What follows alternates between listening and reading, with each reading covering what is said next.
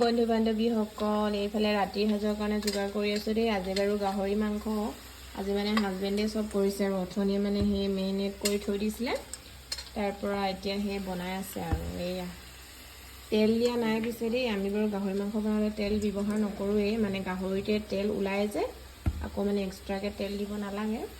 এইয়া বনাই আছে আৰু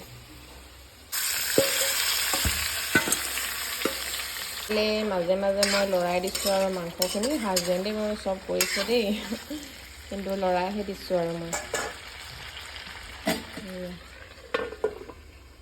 ইফালে মাংস উতলি আছে দেই, অলপ পানী দি সিজাই লৈছোঁ আৰু তেনেকৈ বনালে মানে খাবলৈ সোৱাদ হয় মাংসখিনি। সেইটোৱে আৰু সদায়নো কিমান শুকানকৈ খাম আৰু আজি বোলো সেই অকণমান গ্ৰেভিকৈ বনাওঁ বোলো। নাই হোৱা বাৰু আৰু অলপ টাইম লাগিব।